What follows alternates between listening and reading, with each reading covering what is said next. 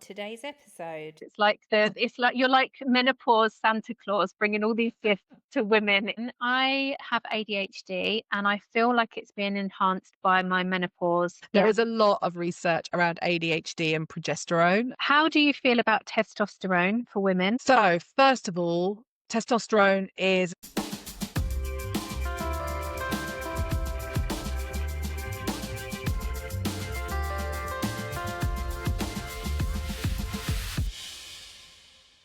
Hello and welcome. My name is Sam Amey, and today I'm going to be speaking to a leading menopause and women's hormone health pioneer, Claire Snowden-Darling. With over 18 years of clinical experience as a health coach, clinical director of Hormone Wellness, which is an international online hormone and menopause clinic, head of the College of Functional Wellness and International Training College for accredited coaching courses, co-author of Improving the Menopause Experience Through Nutrition and Lifestyle. Claire is frequently featured in national media, and her personal experience with primary ovarian insufficiency and navigating a very tricky menopause, she has first-hand experience. Let's welcome Claire Snowden-Darling. Thank you so much for joining me today. I'm so excited to have you here. I've got a little story actually. So I've got a lot to thank you for so far in my journey. And I think all of my future clients have got a lot to thank you for as well, because you are really the reason why I chose to study the functional wellness and the hormone health. I was kind of looking for something. I didn't really know what that something was. And I was being given all of these little snippets of information, and I stumbled across your college. And I inquired, and I had one of your lectures sent to me, and I began watching it, and it was just mind-blowing. I can't tell you how amazing it was to hear somebody speak so clearly and make it so easy to understand, and actually give me a little bit of fire in my belly and make me really excited about, it sounds really silly to say it, but about menopause. I actually thought, do you know what? Listening to you made me realize we don't have to be suffering how we're suffering. And I was just, I had to actually pause the recording to email and say, oh my God, sign me up. How do I get onto this course? Because I knew in that moment that I had found my calling, and that was what I should be doing. And it was thank you to you of how you sort of explained everything, your passion, listening to your story, hearing the things that you've come up with through your journey. And it was honestly so opening, like mind opening to hear. So thank you for that, first of all. And I'm so excited. I've been like a kid at Christmas. It's like you're like menopause Santa Claus, bringing all these gifts to women in menopause and perimenopause and all sorts of other hormonal issues. So your name is Claire. I've introduced you already. I want to find out a little bit about you and help our listeners understand a little bit about you. So tell me a little bit about who you are. Oh gosh, where do I start? Well, firstly, thank you for that really gorgeous introduction and for sharing. And it just really warms my cockles when I hear things like that, because it's been quite a long road and a roller coaster to get here, and really all Laura and I have ever wanted to do. So for people who don't know, Laura, my business partner, who I'm sure you ended up speaking to when you were getting onto the course, all we've ever wanted to do, what we started off wanting to do, was not have our clients be in the dark and struggle like we did. And then it grew, and we didn't want practitioners to struggle like we did. And we wanted to create something that was, it just meant that when people came in with complex issues, practitioners knew what to do. No matter how complex, they knew exactly what to do. And they never felt how we felt, which was, as complementary therapists, lesser than doctors, lesser than somebody with a degree in osteopathy or something, or a client has come and they'd seen a very expensive celebrity nutritionist, and we didn't have, those qualifications maybe. And so we felt lesser than. And actually, what the insights that we had developed and then the clinic models that we created, it was all about giving practitioners the tools to understand where they sit, where their scope of practice was, and to feel really confident working with whatever came into their clinic. So thank you so much for that lovely introduction, because, there are days where it just all feels quite hard. Yeah. And hearing things like that is just a wonderful reminder.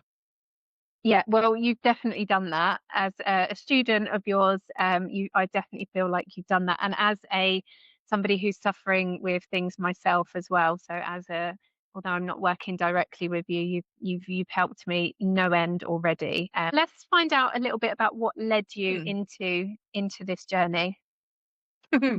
Okay, so this was not my first career. I actually I trained in theatre, and I worked with people with learning disabilities. And actually, if I track back to what my passion was, I ran a theatre company for people with learning disabilities. And actually, I worked with a specific section of the learning disability world that was very overlooked. And there was a lot of injustice, and people weren't given an opportunity to express themselves. And that was really my passion. What happened as I started the company, I loved my job. And then in 2004, I gave birth to my wonderful daughter, who nearly killed both of us. And we had a very, very traumatic labor. And I woke up in recovery with this horrific fatigue. And of course, to begin with, I just put it down to the 3 days of trauma that I'd been through. But weeks later, it wasn't getting better, and my milk wasn't coming in, and I wasn't bonding with her, and it was a mess. I now look back, and I am able to sort of see that was a trigger event that led me into chronic fatigue syndrome, and also postpartum psychosis, postnatal depression. Eventually got a diagnosis of PTSD. And I basically just started focusing. I took up a bit of a day job just to pay the bills, and I started focusing just on trying to get myself well. So that's when I suddenly developed an interest in nutrition. I'd never really been that interested in nutrition and exercise, not really my thing. But I'd always had an interest in holistic medicines and, complementary medicines. They'd always sort of fascinated me. And I suddenly had this opportunity to follow that pathway, predominantly to get myself well. And I, through the nutrition aspect, was at an event. I think it was like the Vitality Show years and years and years ago.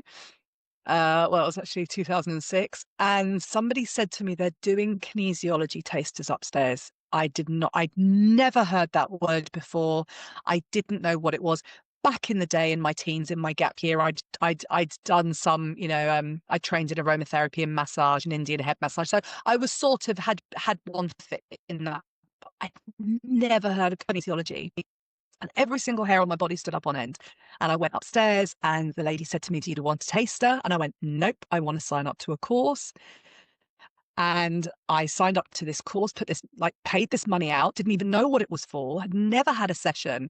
And I turned up on weekend one of kinesiology, and exactly what you said in your introduction, that you knew it was what you were put on the earth to do. I just sat there listening to this information and just had this clear sense that it's what I was meant to do. And I walked into my day job 4 months later after I finished that course and said, "I'm leaving. I'm not coming back." And I set up my clinical practice, and I sort of pulled all my old massage skills out of the very dusty cupboard that they were in, and just thought, I'm just going to throw myself into this and start a clinical practice. And then went on and did my practitioner. And literally after my practitioner was plucked by the college that I worked for, that I trained with, to become a teacher for them. And I was teaching kinesiology. A lot of people don't know what kinesiology is, but it's a body work modality. It stemmed out of chiropractic. We use muscle testing to actually discover, have a dialogue with the body, and you can start to find out where there's imbalances in the body. And we use nutrition, we use emotional techniques just to get people back into balance. So I was in clinical practice as a kinesiologist and teaching for other colleges for a really long time. But the truth was I wasn't getting any better. And I was doing everything that I had been taught to do, from nutrition, kinesiology, meditation. I mean, I was throwing every damn tool at it. And I also wasn't getting better doing anything that the medical model said. So I was having the tests and everyone was telling me they were all coming back normal. There's nothing wrong with you. There was a lot of medical gaslighting, being dismissed. And I was broken. I was exhausted. I was exhausted, couldn't sleep, piling on weight. My digestion was all over the place. My emotions were all over the place. I was really, really struggling. And just nothing. All these tests were showing nothing, nothing, nothing. And after many years of struggling, I finally got a diagnosis. I had so many different tests, but I finally got a diagnosis of a condition called premature ovarian failure, which is basically your ovaries don't work anymore. And they just told me it was an early menopause. It's not true. So there are many reasons you can have POI, my condition, and it's actually not just an early menopause. And it's something I talk about quite often because I think it's a very underrepresented condition, and about 1 in 100 women have it. The youngest person in the UK to be diagnosed with POI is 14 years old. So it's something that we do need to be aware of. Yeah, wow. But even the words, it's an early menopause, made me realize that despite having taught for colleges, taught anatomy and physiology, taught all these things, having done biology A level, I didn't even really know what menopause was. And if I didn't know, there must be millions of women who didn't know. Like, we weren't teaching it. We've only just put it back on the syllabus to teach about it. Yeah. So I started to educate myself and learn, and I felt the stigma. And this was just before Davina McCall did all her stuff. So we weren't talking about it. I remember I just left my ex-husband. I was dating. I was trying to navigate, how do I even bring this up in conversation? Like the ick, that all of these things. And I just realized if I'm feeling this, then everyone else is feeling it. And it was like this sudden dawning realization. I went on a retreat, really struggling to figure out where I wanted to be. And I just had this dawning realization of somebody needs to put their head above the parapet and actually educate women. And at that point, Davina had just started talking about it. And I was like, that's all very well and good. Talking about it is great. Let's remove the stigma, but you're still not telling people how to actually navigate it. Yeah. And the Davina approach, whilst I celebrate it, it works for people having a pretty standard menopause. There are millions and millions and millions of women out there who are having a challenging menopause, and before challenging menopause is a difficult time with their hormones their whole life. The standard approach doesn't work for them. There's too many And during this variables. time, there's too many variables. And Yeah. so at that time, Laura and I had been working on creating an ease, like I was saying at the beginning, an approach for practitioners to not be scared whatever came into their practice.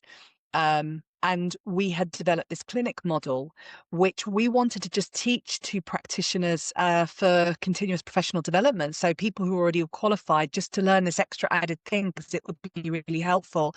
When we sent it off to our governing body, they turned around and said that we had invented a whole new form of kinesiology and to go away and start a college. So we went and did that. And then we started teaching, had to find £5,000 for textbooks. Laura had just given birth to her son. I was in the middle of a divorce. It was difficult. And then we started teaching and we were all excited. And that was February 2020. And then the whole world locked down. And we were like,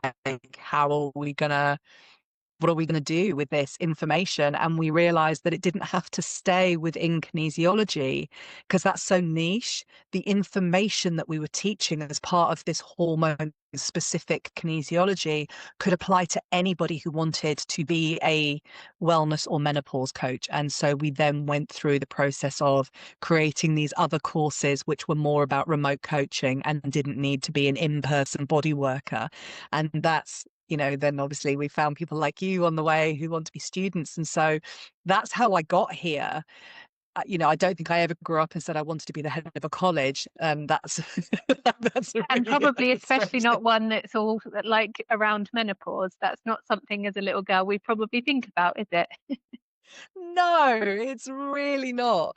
And yet here we are. And I kind of realized that it had to be us because of our journeys and our experience seeing the lack in other colleges and how we felt as practitioners. And yeah, so that's why we created what we create.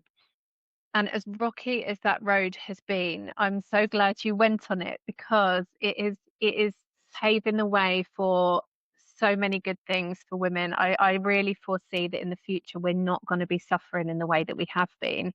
And it's thanks to people having been through that journey in the toughest way possible to learn all of these things. So I think we're the things that we're destined to become. We have to go through all the trauma to learn all the lessons, don't we? So yeah, as much as I agree. The sacrificial lambs. yeah, and definitely you have sacrificed. So a lot of our listeners are going to want to know about perimenopause and menopause. So I wanted to hear from you how you would describe the differences between the two. Great question. So menopause itself as a word encompasses a period of time that is what is actually called the peri to post menopause transition. So that's divided into 3 sections. There's perimenopause, there's the menopause transition itself, and then there's postmenopause. So if we talk about what those 3 different sections are, so the easy one is postmenopause is after you've not had a bleed for 12 months. It's that basic. Once you've stopped bleeding for 12 months, you are postmenopausal. The other 2 bits are a little bit harder to define. So what we have with perimenopause is it's a very no one can ever tell you that you're in perimenopause. Not really. Because we don't do, at this point, I'd like to change that, but we don't really do the tests to show that. So what perimenopause is, the easiest way to describe it is you are, imagine your life cycle and you've gone through puberty. And so before puberty, you don't have that rise in your sex hormones. So but through puberty, you get your estrogen and your progesterone and your testosterone rising, rising, rising. Then they hit where they are supposed to be for you. And then they stay there for your childbearing years. So that's, the pre-menopause state. That's how it's supposed to be. Then a point comes where your progesterone falls off a cliff. If you see it on a graph, it literally looks like it falls off a cliff. But estrogen does not change. Estrogen stays where it is. Now, the difficulty is that starts somewhere around 36 statistically. So that's quite young because people don't, yeah, it's young, isn't it? And it's a lot younger statistically than if you speak to a GP, which I've experienced myself multiple times. You are just completely pushed away, invalidated, gaslit into kind of thinking that you're making these symptoms up. And I think one of the biggest sort of shocks for me was learning that actually it does start so much earlier now, it does we're start aware so of much it. earlier. Yeah. It does. And so statistically then, if you actually look at outliers in, the maths, there could be women in their late 20s starting to go through perimenopause. So we have this progesterone dropping off a cliff and estrogen staying the same. That journey of estrogen staying where it is and progesterone dropping off a cliff, that could take 10 years. So to begin with, we could just be talking about very, very, very, very minor symptoms. So I commonly see women in their 36, 37 suddenly just going, I'm just really overwhelmed all the time. I'm just a bit snappier at the kids, or I'm just more forgetful and I keep putting my keys in the fridge, or I'm suddenly a bit nervous of driving at night. These things that we just overlook, these are the little like alarm bells for me that we could be at the beginning of perimenopause. The reason that the medical model we do have that gaslighting, I'd love to just address that for a moment, is because under the NICE guidelines, which is what doctors adhere to, the current NICE guidelines, menopause is defined as 12 months post-bleed. They actually define menopause as once you've finished the menopause transition. And statistically, that's around 55. So we've got 20 years where women could be experiencing symptoms where they are not really looked after very well. And the other problem with that is that if a doctor then gives HRT to a woman of around 40, she's often giving her the HRT in accordance with the NICE guidelines that's required for a woman who's postmenopausal, not for where she is in that perimenopause stage. So let's just go back a bit. So we've got our progesterone dropping off a cliff, estrogen staying where it is. There's another hormone that gets involved here, which is our follicular stimulating hormone. As we've been doing this for a while, no progesterone, estrogen tracking along fine. As we get closer and closer to the part where we're going to go through menopause, which I'll explain in a moment, what happens is a hormone called follicular stimulating hormone starts to rise.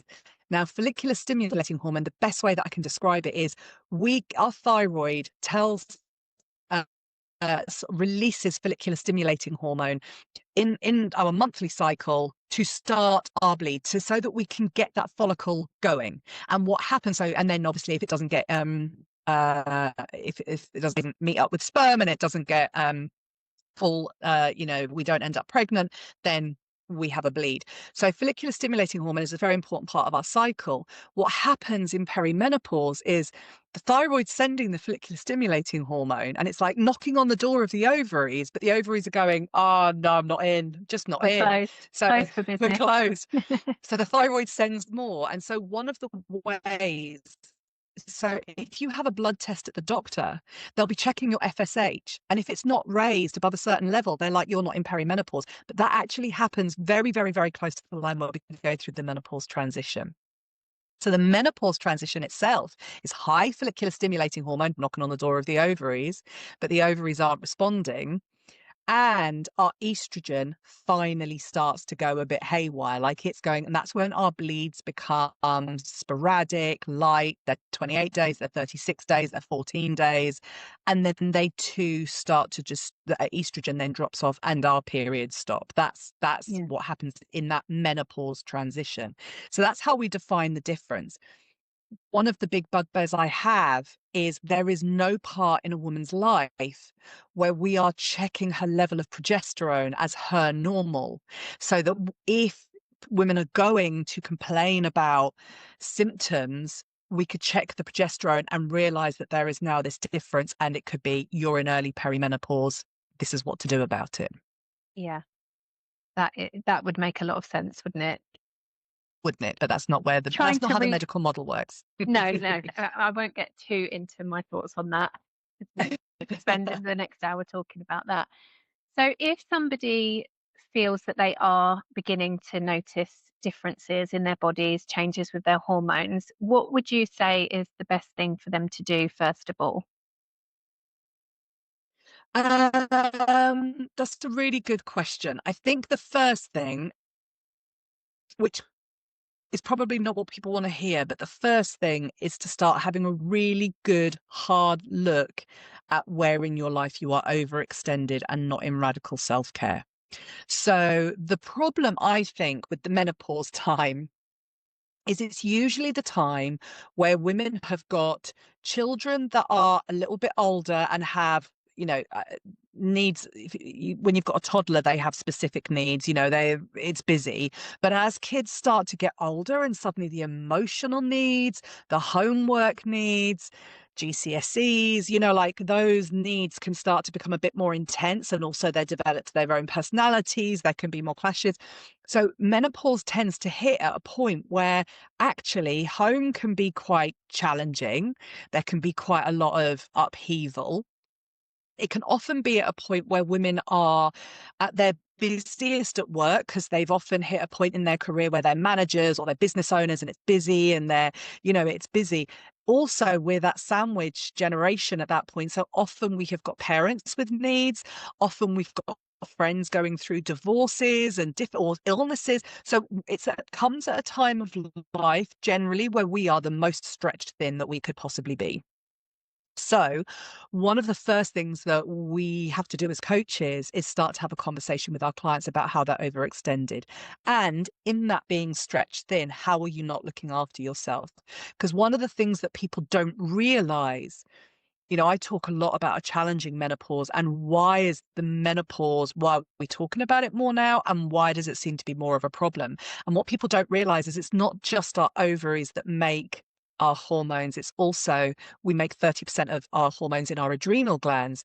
If we are in stress and not in self-care, we won't be making the amount of hormones we should be in our adrenal glands, and therefore we're making our menopause harder for ourselves. So one of the first things that we can do before we start just reaching for the HRT or this supplement or that supplement is starting to take a cold, hard look at our life and realizing, where do I need better boundaries? Where am I overextended? Am I just grabbing and going with my food? Am I eating enough protein? Where's my sleep at? Am I binge watching Netflix? Am I in a toxic relationship? Actually, this is where I think that menopause is one of the best parts of our life, because it highlights where we are not, where we're in any kind of behavior that's not serving us. Yes, absolutely. Everyone at work now calls me the protein police. And I'm always going on about blood sugars like you wouldn't believe. And I wanted to talk to you about the concept that you came up with. You can explain it, the triangle of hormonal health, I believe it's called. The triangle of hormonal health. Yeah. Yeah. So this came about because after a particularly bad time in my life, just before we launched the college, I had to have a sabbatical. I'd had a particularly bad year, so I'd taken sort of I think it was 5 or 6 weeks off, and I'd gone to visit a friend in Australia. And she was, at the time, she'd just become a single mum, broken up with her partner, 2 young kids, living in Sydney, one of the most expensive cities of the world. She was a freelancer. The amount of pressure on but she had periods. I now recognize that at her age, she was quite deep into perimenopause and it wasn't being dealt with properly. But she was in a place where emotionally she was quite dysregulated, and she was just eating really just eating a lot of comfort food and a lot of junk and a lot of sugar. And I tried to explain to her why her periods were being so heavy and her emotions were so unstable. And we're sat on the beach in Byron Bay, and I drew in my journal a triangle. And I just tried to explain to her how her sort of sex hormones and periods, etc., were related to her stress hormones, but that all of those things would be made worse by her blood sugars. And so I literally had drawn this triangle to show her that there was this interaction. And I literally had this light bulb moment where I went, I've never explained it like that before. No one's ever explained it to me like that before. It's such a simple methodology to explain to women. It's so easy, I think, as women to get into the I've been really good with because so many women are in diet culture. So I've been really good with my food. I'm going to have a cake as a treat. When you start to realize that those periods that are a problem, or those hormones that are a problem, that cake isn't a treat because it's going to cause you that horrific pain in 2 weeks' time, then we can start to make better informed choices. But we need to have an understanding of blood sugars for that to really start to land. So that's what I created, and then came back and started to explain this to Laura. I'm like, I think this is a brilliant way of explaining this. And if we can teach women, don't just eat the donut, firstly, let's avoid the wheat, but don't just eat the cake. If you want the cake, how do we balance our blood sugars? How do we make sure that we're not affecting our hormones? Yeah. That's really what the triangle of hormonal health is. It's about the interplay between blood sugar hormones, stress hormones, and sex hormones, and how we need to have them balanced so that we have full wellness. And actually, where women they don't come in going, I've got an issue with my sex hormones, or I've got an issue with my stress hormones. They come in complaining of digestive issues, immune issues, all these things that we feel are so different. And when you realize that they all come back to the blood sugars, the stress hormones, and the the sex hormones. It's a great tool for women to realize, I'm too stressed, I need to do something about it. And if I'm really stressed now, I need to nail down on my diet because I've got to keep those blood sugars stable. It's also a great tool for practitioners because when they understand it, they can have a client coming in who's seen the best doctors in Harley Street, the celebrity nutritionists. And when they are able to look at someone's health history form and go, but you're still eating wheat and you're still eating porridge for breakfast, like, there's where I can help you. I don't have to feel that I can't add value, because this is where I can add value. It's actually often in the real basics that are very overlooked.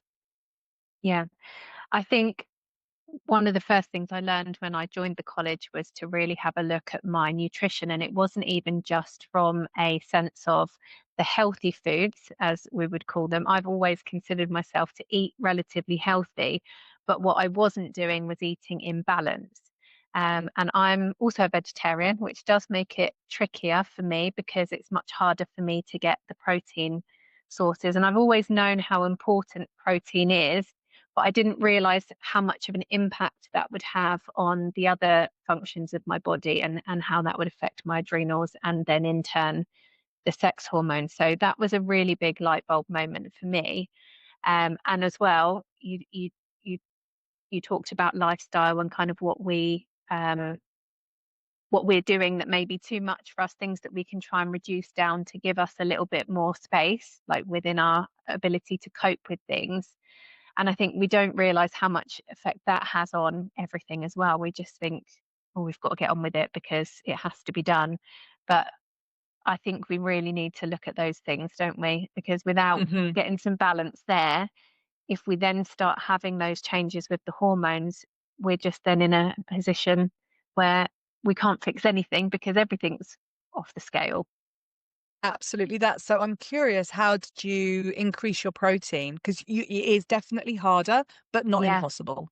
Yeah, so I've been having more protein shakes than I would like to have in my diet, but I think it's a case of trying to do my best rather than trying to be perfect. So I do have protein shakes. I was having them anyway, but I sometimes have a bit more if I feel like I'm not getting it from the food.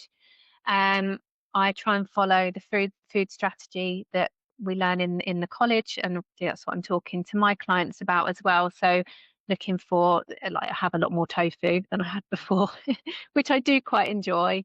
And I have incorporated some fish back into my diet, which I hadn't eaten fish for a really long time prior to that. So that was one of the things for me, and up in the fat as well, because we've very much had it drummed into us that fat is not good for us, with into the whole kind of like sugar industry lie that we were fed. And I wasn't eating enough fat. And raising the fat, actually, I've noticed a huge difference in with my brain function. If I do feel like I get that sort of afternoon sort of sleepiness, which I don't get anywhere near as much now since I've balanced my foods and actually focusing on the micronutrients that my body needs as well. If I do feel like I'm dropping off, then I normally have something like some nuts, which are higher in fat. And I notice within minutes, actually, the difference in my body, and feel like I wake up again. And I think when you cut out a lot of food, processed foods was definitely my biggest issue. I was eating a lot of processed foods, like your corn products, your meat replacement things, and cutting those out. And then if I do, I've noticed a huge improvement. But then if I do have something that isn't sort of in the food strategy, I feel it in my body so quickly. So it really does, cleaning it out has really helped me see what difference it makes to eat balanced. I'm not going to say it is healthy, but I thought I was eating healthy before because I was eating loads of fruit and veg and stuff, but that was causing my blood sugars to spike constantly. But I didn't recognize that was what was happening. So that was I love it. a really big learn for me. And I wish I wasn't vegetarian, but I've tried to talk myself out of it, but I love it. I can't. And that's okay, right? Like, this is, what I Yeah. always say is we can we can meet people where they are. We don't have to only push one way of eating. It's just this education around, if you can incorporate more eggs, or if you're prepared to eat fish, but then I have had people who come in as vegans who actually go, okay, no, I've kind of done the eggs. I'm still not feeling where I want to get to.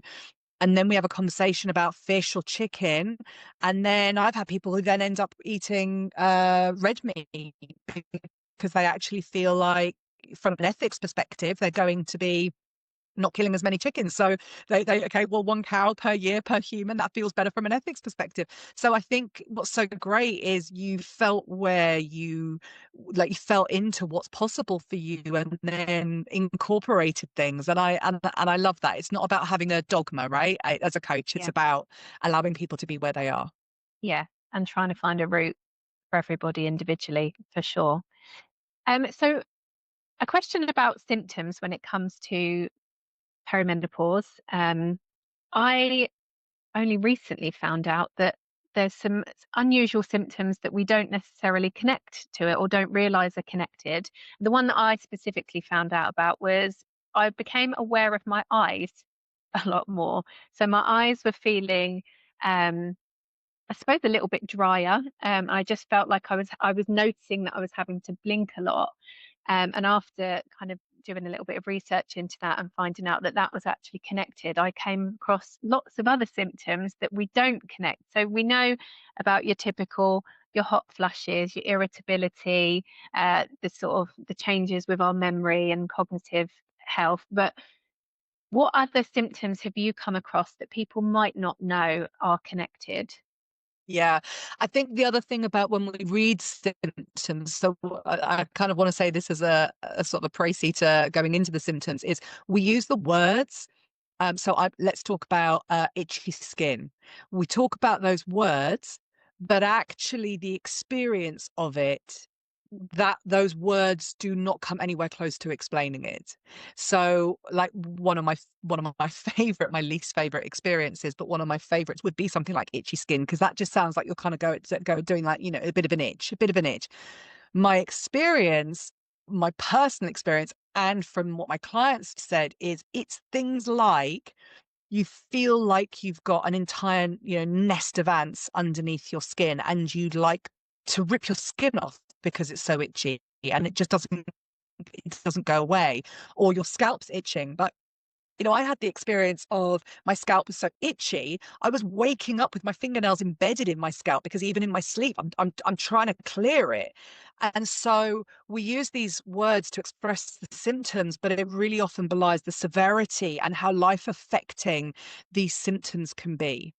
And I believe that there are currently a list of 34 symptoms associated with menopause. And one of the ones we don't talk about enough is suicidal ideation. And so there is suicidal ideation, which means that women often think about it, but they're not prepared to do anything about that. But then we also know that suicide in women skyrockets during the peri to menopause transition. And we're not talking about that enough in general, I don't think. And especially as a coach, one of my questions, if someone says, I think about suicide, my question is, how motivated are you to do that? Because obviously that's a red flag from a safeguarding perspective. What I often find is women start to say things like, no, I'm not thinking about how to do it, and I'm not going to do it. It's just, I wanted to mention it because it comes into my head a lot. And it's really fascinating when we start to see from that mental health perspective, as those hormones drop, we know about the irritability. What we don't understand is actually, like, having experience with my condition, the dropping of all of my hormones individually. I know that progesterone is our calming hormone. So without progesterone, it's that week before we bleed, irritable, snappy, could probably, like, I'm feeling a little bit sketchy, and, I'm chopping the carrots really hard, like that kind of feeling. Yeah. That's low progesterone. Low estrogen is the teary. I'm just everything. I'm emotional. I'm just this absolute wreck. Low test, but also with low estrogen, it's like the color goes out of the world. So it's just, there's no enjoyment, no enjoyment. And then with low testosterone, it's like, I just have no interest in anything. So once you start thinking about no interest, no enjoyment in anything. So even if you could find interest in something, you're not going to enjoy it. And then you're not going to have any kind of capability to, show up for something because you're so progesterone. That's why women are starting to feel things like suicidal ideation, because there's just nothing in life for them anymore. So that's something we don't talk about very much. I think, yeah, like you say, the things like the hot flushes, insomnia, I think we do talk about, but people don't really talk about why. Why do we have the insomnia? And initially, it's because of the drop in progesterone. Because progesterone, where I've mentioned it's our calming hormone, what women often don't understand is that we have two sides of our nervous system. We have our sympathetic nervous system, which is our get up and go. And we have our parasympathetic nervous system, which is our wind down and relax. And progesterone actually puts us into the parasympathetic nervous system response. So it helps us with that wind down and relax. So without progesterone, we literally can't get into that dropping off to sleep state. So we'll be exhausted, we'll put our head on the pillow, and we'll literally be constantly, jolting awake going, I can't drop off to sleep. So that's one of the reasons for the insomnia. But the other reason for the insomnia that nobody really talks about is, as we have got more estrogen to progesterone, because our progesterone's dropped off, this is called estrogen dominance. It's actually progesterone deficiency, so it's badly named. But what happens when we've got more estrogen to progesterone is our body has to try and clear out this, what it considers to be extra estrogen, because the ratios are off. So it's trying to clear estrogen, and it kind of can't, because in perimenopause, our liver function slows down. And so we end up with this inability to break down our hormones, and that also stops our sleep. So we have these two aspects. We have a digestive aspect and we have a nervous system aspect, because the digestion is part of the liver work is part of our gut and our liver. So women don't understand this. And this is why one of the reasons we focus so heavily on proteins, we focus so heavily on diets, because when women understand actually the importance of our digestion, what's going on in our gut, our liver, what our liver needs, that's why we're focusing on diet, because otherwise, what's diet got to do with this? Yeah. It blows my mind, honestly. And what blows my mind even more is how it's only now that these things are kind of being discovered and talked about, how it's not just standard that these things were researched and taught through the medical model. I still can't get my head around it. It's crazy. Yeah, and again, that's the segmented approach. Again, that's the NIC regulations. It's the segmented approach. And I think one of the things I'm really passionate about is there has always been this them and us in the medical world. We're the alternative, complementary, functional world. And then there's them, the medical world. And I think for decades, the complementary world have really wanted to be accepted and, approved of by the medical world. And I remember being told by a very, very, very senior gastroenterologist, your power as complementary practitioners is in the difference. And actually, you've got to stop thinking of the medical model as better. It's just different. It's a different system. It's the one that's approved of by insurance companies, and it's the one that we're in at the moment, as a mainstream approach. But there is such power in this different approach. And I think this is where I've developed more confidence as a practitioner over the years, is realizing that they know different things to me, but I know different things to them. And because of the current limitations with the NIC regulations, they're not able to join up with us, but we are able to join up with them. We are able to understand where they are and actually realize, what gaps we fill. So I think it's the segmented approach that doesn't work, particularly when it comes to women's hormones. But that's where the power is of actually finding good coaches who understand all the things that you've been learning. Well, that's it. And it's, I think, finding ways of joining it together, or our clients finding ways of joining it together. So getting the best from us and then going to their GPs for the things that we can't help them with, which is going to lead me nicely into talking about HRT. So HRT, there's a lot of fear around it, isn't there? Still, and that's based on some research that was done some time ago. Yeah, I can tell by your face you've got something to say about that. So give me your thoughts on that and kind of how you feel about HRT now. That's a really great question, and yes, I do have some thoughts on it. And the study that came out in 2002, where the headline that all the world's press grabbed was HRT leads to breast cancer.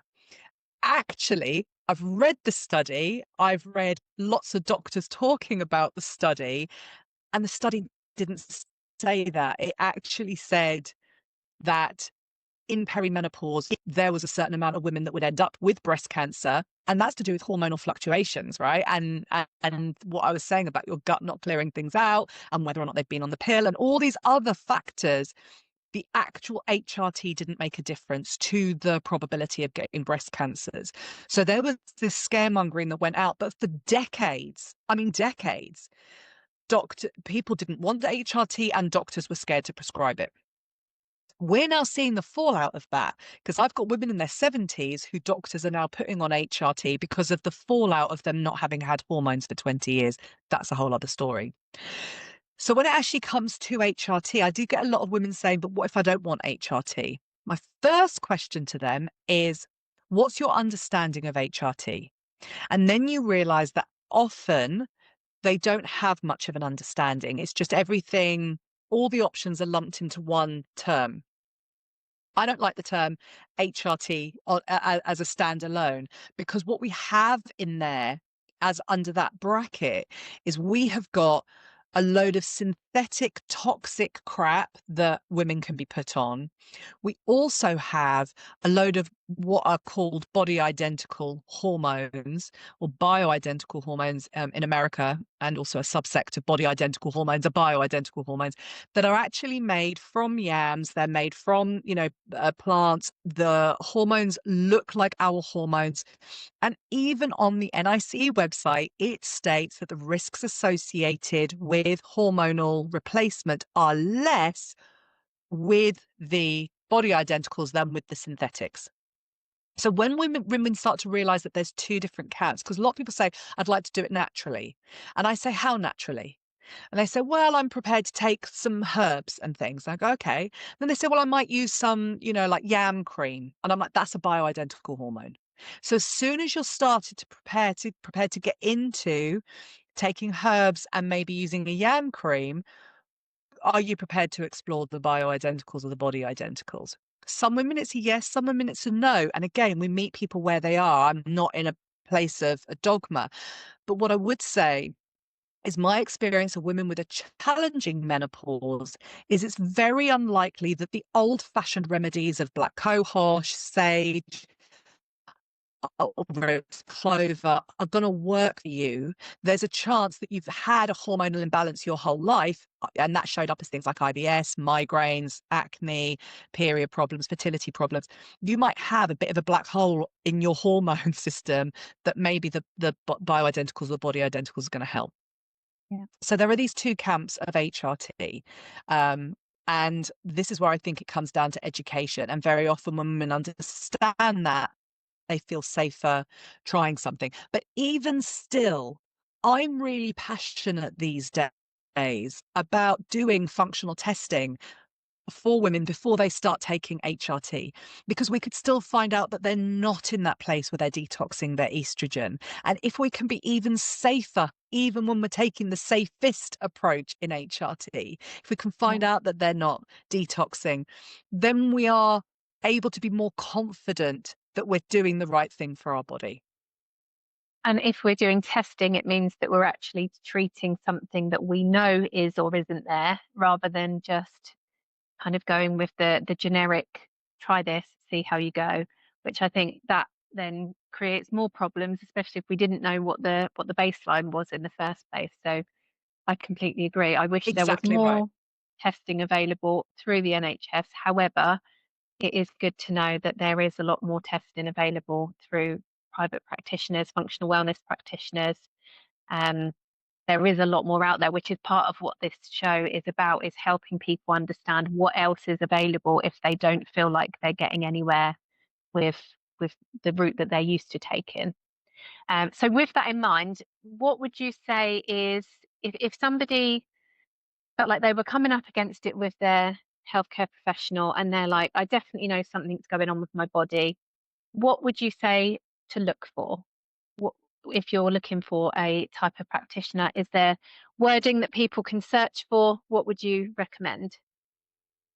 So, I mean, I'm a big fan of people finding practitioners doing the course that you've done or Of that you're course. doing, Sam, which is, of course, so that's functional wellness practitioners Yeah. or the functional wellness menopause coaches, because as far as I'm concerned, you know, there are functional doctors as well. And that sounds like it could be better, but also in my experience, whilst they'll have an understanding of the gut issues, etc. I mean, brilliant understanding of them, they haven't got the food strategies to handle it. So the functional wellness practitioners will have the food strategies, will be looking at the blood sugars, will then be starting to dive into the digestion. You know, even before you get to any potential functional testing, they're going to be covering all those foundational pieces of work. So then you can also look at the testing aspect, and the testing that we work with and we love is the Dutch testing, which stands for dried urine testing for comprehensive hormones. And that looks at, so if you have a blood test, it just shows you how much hormone is in your blood. What we're doing with the Dutch testing is actually seeing how much of your hormones your body's using. And so how much is really available to you? And that's a much more important question. Also, the bit that's just so important with the Dutch testing is it is checking that detox pathway. And that sounds like quite a sort of strange thing, but even if we find out you're in the wrong detox pathway, well, actually it's quite an easy fix supplementary wise, using certain supplements and dietary approaches to get you into the right detox pathway. So that they're the practitioners that I really recommend. Working with a functional wellness practitioner, get all those foundations in place, and then that practitioner may or may not offer Dutch testing, but they can definitely refer you to someone who does. I love Dutch testing. I did mine earlier this year, and actually it was researching Dutch testing that helped me find the college. I'd been recommended to look into it by somebody that I knew. So I was doing a bit of research on what Dutch testing was and came across it. And then I was being kind of pushed by multiple people that I knew who were suffering with symptoms themselves to try and research this on behalf of everybody. And it was felt that it would be something beneficial for in my clinic to be able to offer this to people. So I was looking into Dutch testing, and that was how I actually found the college, was looking into it and seeing that was something that you incorporate into like the learning side of things. And I learned so much about what was going on in my body, and it wasn't just like you say with blood testing where you get a small amount of information that really is only relevant in that moment that you have the bloods taken. You actually see a much more whole view of what's happening in your body over a 24-hour period. I did the one with the cortisol awakening response as well. And I learned so much. And I did learn that I wasn't metabolizing the hormones as I should have been, which made it easier to then figure out what I need to be doing to help my body to do that. So yeah, it's an amazing test. Amazing. Yeah, definitely. So I wanted to also ask you about your book. You've written a book with Laura, and I haven't read it yet. I'm dying to read it. I'm currently reading my books, which are on my recommended reading for the college, which I'm not onto that section yet. So I've got it and I'm ready to go as soon as I've finished the book that I'm with now. So tell me all about it.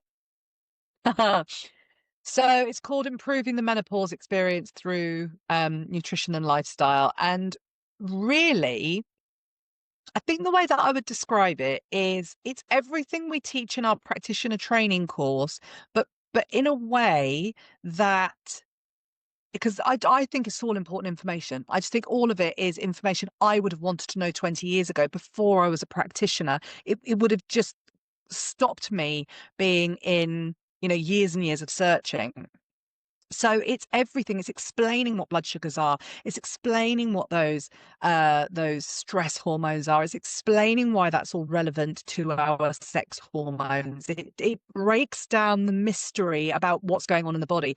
We talk about this stuff with digestion, with the liver. We talk about the immune effect, and a lot of women are concerned about histamine. And then after we've given you the information in part one, in part two, we talk about what to do about it. So actually, women are going to get the food strategies, understanding how much protein they're going to need. What are we talking about with these carbs and these macronutrients?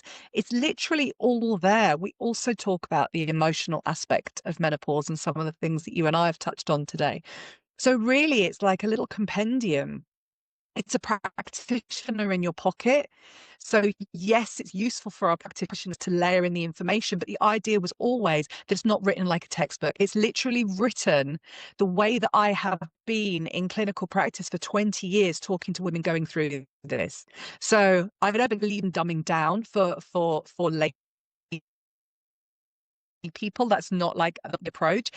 I always believed like entirely that through education women are empowered, and so it's the way that I have spoken to my clients for 20 years, and it's also the way that we teach our practitioners in this way that takes these really big concepts but breaks them down in ways that are very, very understandable and easy to apply to their own lives. So yeah, that's the book, and we've had some beautiful feedback on it that from practitioners, but also from women who just go, everything now makes sense. And I think as well as it doesn't take away from the power of working with a practitioner, because I know for me, I could be explained something really, really carefully, and half the time I go, oh, I want to work with a coach or a mentor or a practitioner, because actually I just want someone holding my hand to go through this process, and I don't want to have to think about it myself. I'm happy to understand it, but I want someone who's got more experience to help me. And it's having that support alongside you at the same time, isn't it? Having someone who understands what you're going through, working with you, and also can get really specific about your needs, your body, what your body's going through, what your hormones are doing. Yeah, I think as much information as we can possibly get from every angle is what we need. I agree. I absolutely agree. So we have some questions that have come in from some of the listeners.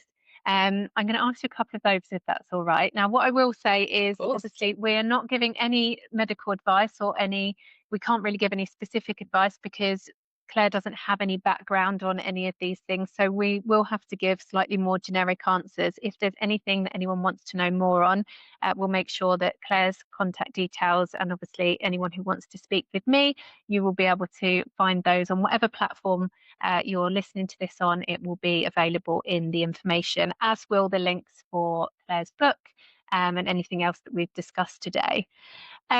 So one of the first questions, and actually a question that was asked quite a lot by a few people, is, are there any vitamins that will help with hot flushes? It's a great question. And ultimately, the difficulty in answering that question is there's a couple of different types of hot flushes.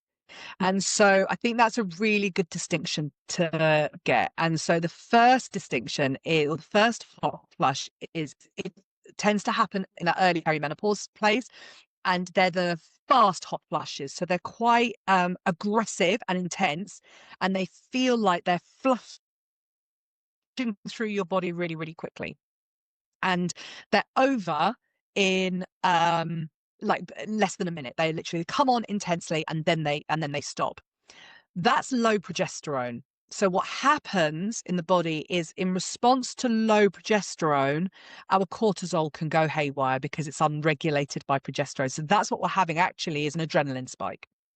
So in response to an adrenaline spike, I would be saying a really good adaptogen. Now, an adaptogenic herb would be something like, and again, this is not prescriptive because it's really important for you to find out which of these adaptogenic herbs would be useful for you, and if you've got any contraindications because of, medication that you're on or conditions that you have. But this would be the sort of things like ashwagandha, Siberian ginseng, rhodiola, things we often hear about when we do any kind of research.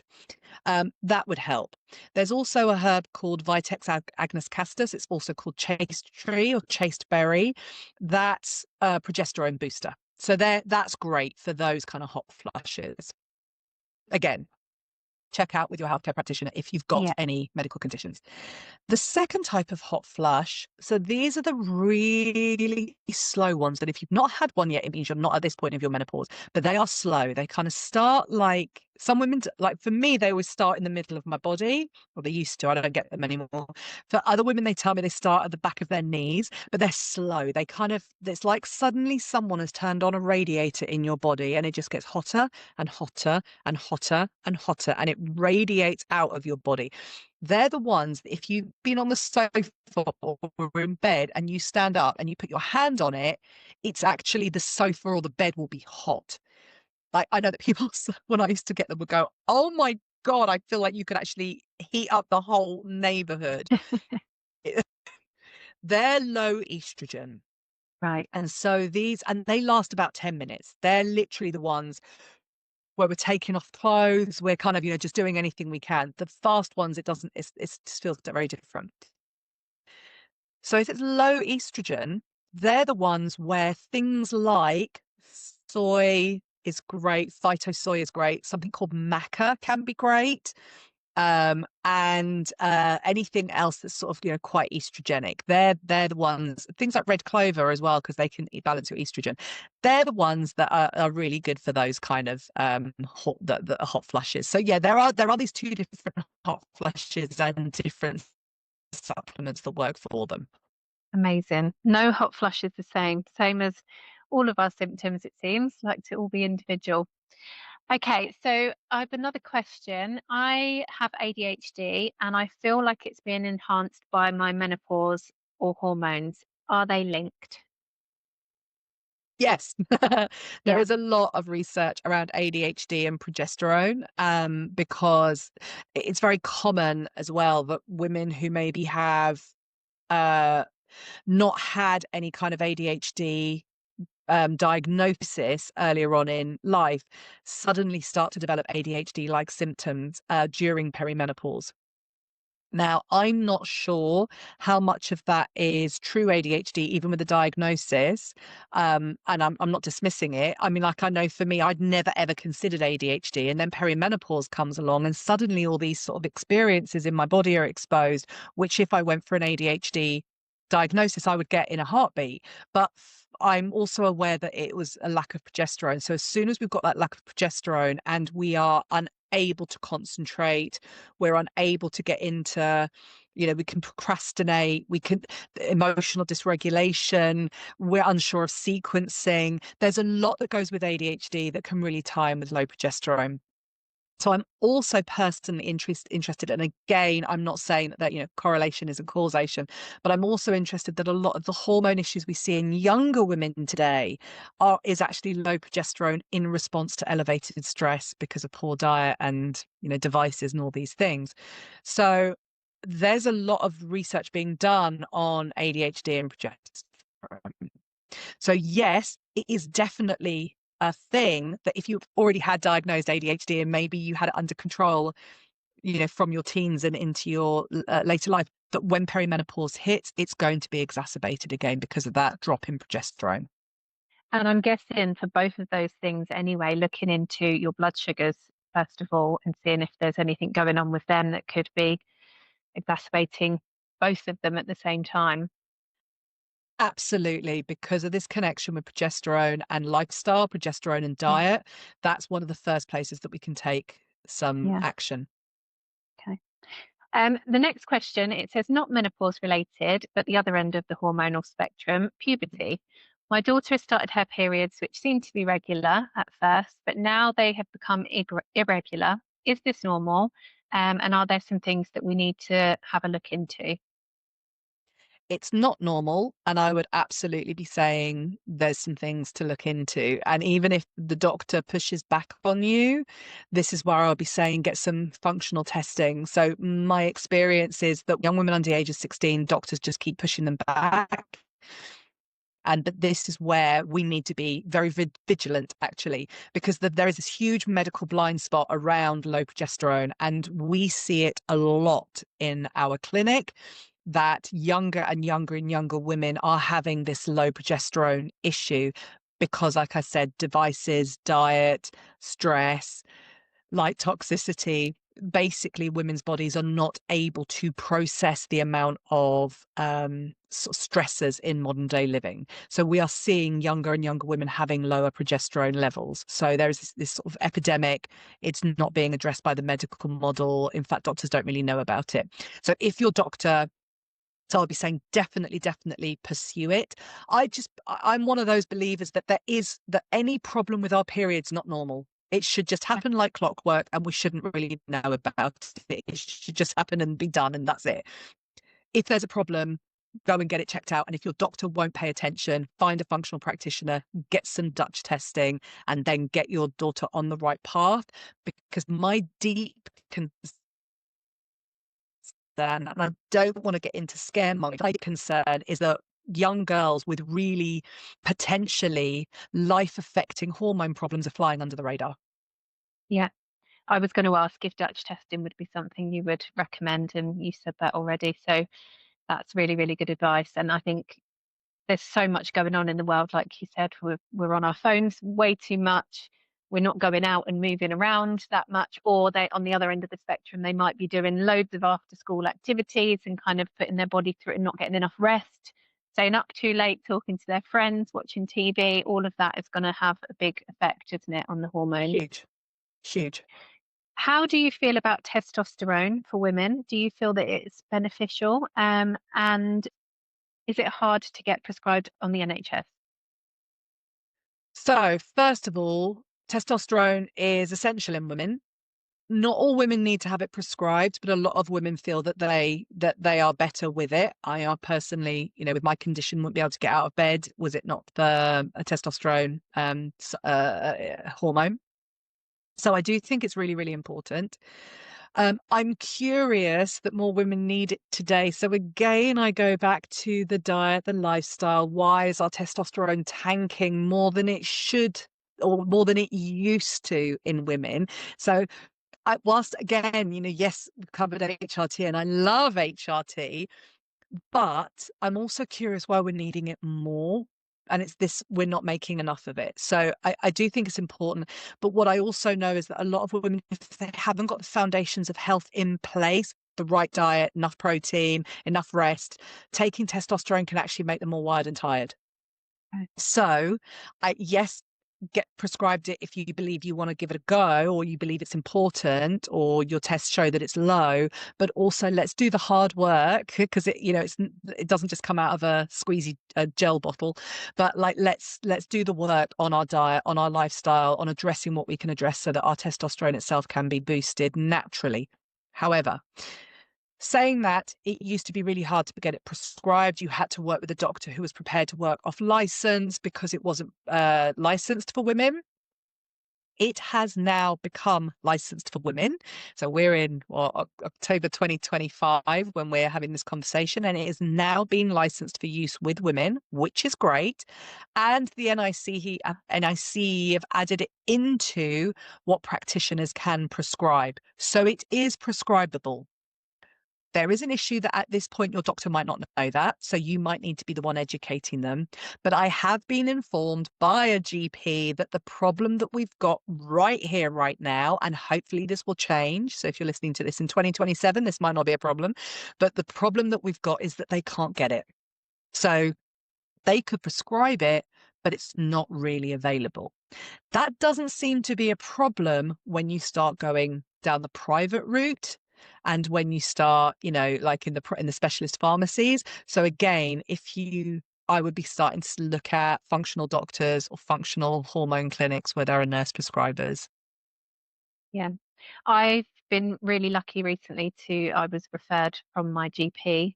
I insisted on being referred, and he didn't argue with me. He looked noticeably uncomfortable in the consultation because I think I had more information than he did on the subject. And I showed him my Dutch test, and I said, look, I want to speak to someone. And I wanted to go the NHS route because I wanted to see what that looked like for people that I'm going to work with in the future. And they referred me to a community doctor, which I wasn't really sure what the difference was, but it seemed to be a much better option. She had an hour to spend with me, which was wonderful. Wow. She listened to me. She showed some empathy for the things I've been through with my endometriosis, my ovarian cysts, and all the symptoms that I'm having. And she didn't try and push back when I was kind of saying, this is what I would like from this appointment, which was brilliant. But I know not everybody gets that.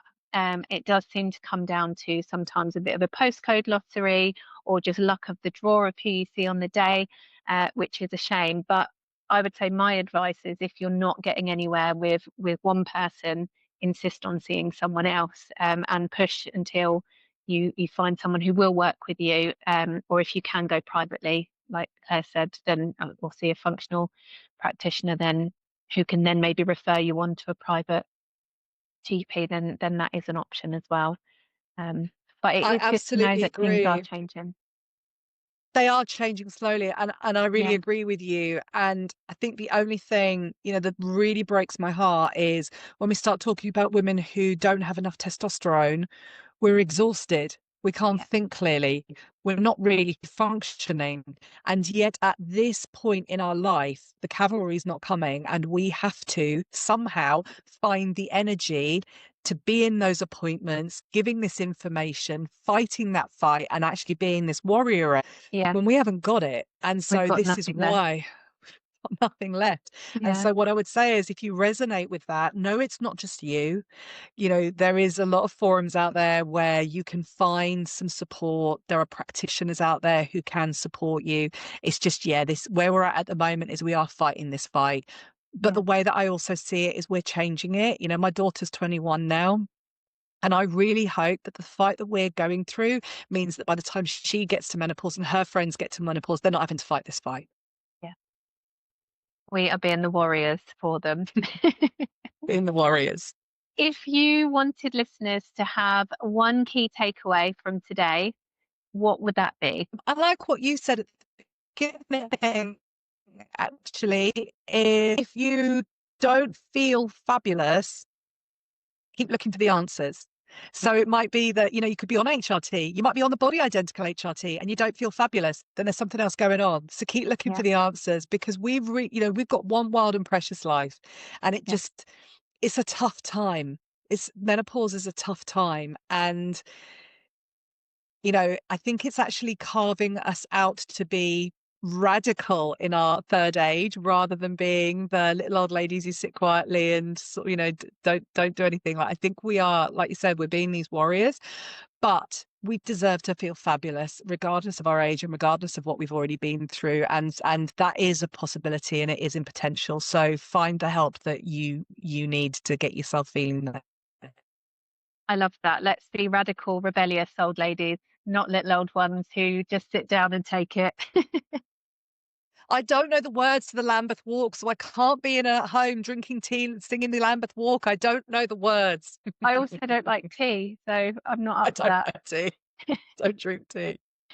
So Claire, can you just tell us, just before we go, how people can find your work with you? How do people find you if they want to? So I'm all over social media, Claire Snowden-Darling or Claire Snowden-Darling Official. But if you put it in, you'll find it. And also my website is clairesnowdendarling.com. On the website and on those socials, you'll see the link trees, or you'll see you can either there's, like you said, there's classes through the college that you might want to access to learn more about what you're particularly going through. We also have our online hormone clinic where you can work with my team and the book. And that's all the different ways that you can get in touch. Amazing. Thank you so much. I learned so much more even just talking to you today. I feel like I've been absolutely honoured to have a one-to-one hour with you, but loads more people are going to benefit from this conversation as well. So thank you so much for having the time for us today. I really, really appreciate it. As I said before, I'm going to make sure all of the links and anything that we've discussed that we are going to link is going to be alongside whatever platform you are listening to this on. So thank you so much, Claire. I hope you have a wonderful rest of your day, and I hope to speak to you again soon. Thanks, Sam. Thanks for having me. Thank you so much for joining me on today's episode. I hope you found it as valuable as I have. Claire is just full of so much knowledge, and I hope to speak to her again in the near future. If you would like to get in contact with me, you can find me at www.sam-amey.com, which is spelled AMEY. I'll see you next time.